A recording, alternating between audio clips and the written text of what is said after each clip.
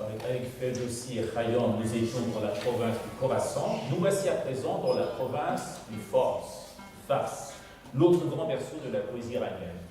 Province du Khorasan, en haut à droite, province du Fars, en bas à gauche, deux pépinières de poètes, deux grands pôles de la poésie en Iran. Et cette province du Fars a donné son nom au peuple perse et à la langue persane. Je le précise bien, langue persane et non farsi, comme j'entends dire parfois. Le mot farsi n'existe pas. J'ai connu des feuilles de vigne farcies, j'ai connu des tomates farcies. En France, j'ai même connu la dinde farcie, mais jamais, au grand jamais, je n'ai pu vendre une quelconque langue farcie.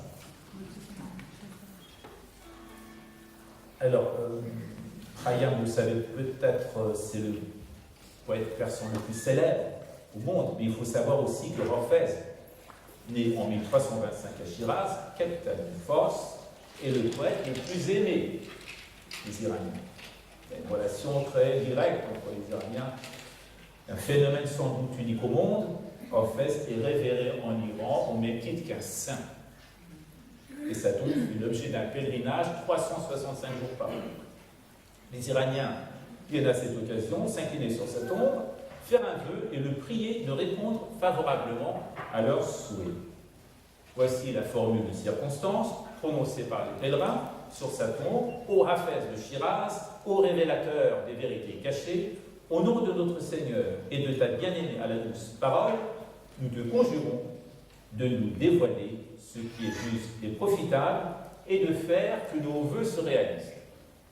Et puis après la formule rituelle, on ouvre au hasard une page du recueil de poèmes de Hafez, du Divan, dont la lecture devrait apporter au consultant la réponse souhaitée. Alors j'ai choisi pour vous le Ghazal, le poème lyrique numéro 41, parce qu'il faut savoir que ces poèmes n'ont pas de titre et sont numérotés, et il est question, naturellement, encore d'amour et de vin. Encore, je suppose que après tout le monde va se précipiter vers le bar, après la citade.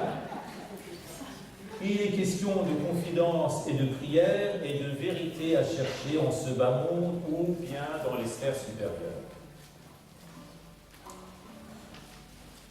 Son talent à Hafez lui a permis de traverser des siècles avec toujours la même fraîcheur. Alors, Mathieu, tu vas peut-être nous parler du mode que tu vas employer. Pour ce poème-là, je choisis un mode qui s'appelle Anandi, justement, parce que sur cet instrument, on joue principalement les ragas indiens et on chante les razals en persan. C'est pour dire l'Afghanistan comme ça, un peu au cœur de ce mélange de cultures qui, au final, on se rend compte, ont plus en commun que nous en différent. Et Anandi, ça signifie l'extase, l'état de joie. On va s'y mettre. Ça fait pas de mal.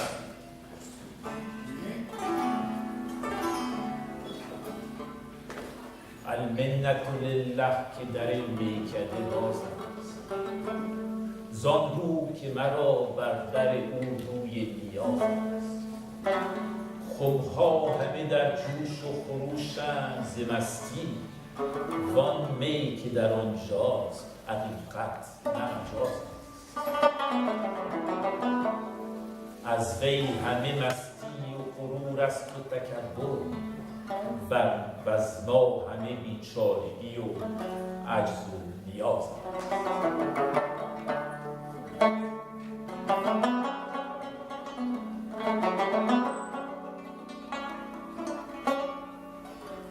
Loué soit le Créateur, car la taverne m'est ouverte.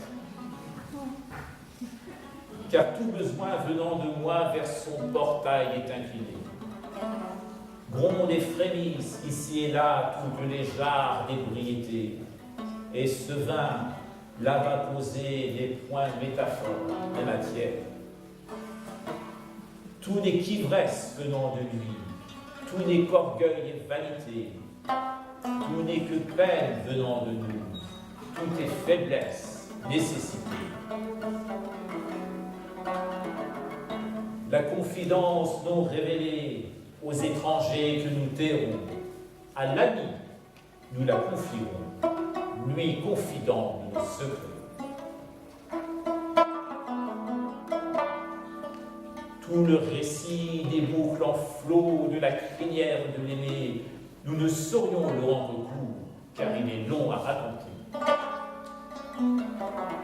Poids sur la poitrine de Majnoun, c'est la mèche courbe de Léni, c'est la figure de Mahmoud et de Hayas, la plante du pied. Moi, ma paupière, je l'ai cousue tel un faucon voilé au monde, pour que mon œil vienne s'ouvrir sur ta face de beauté. Dans la carba de ta ruelle, tous ceux qui vinrent poser le pied pour la qibla de ton sourcil, à la prière se sont livrés. Ô vous, ceux de cette assemblée, au cœur brûlé du pauvre Hafez, à la chandelle qui brûle et fond, demandez-lui la vérité.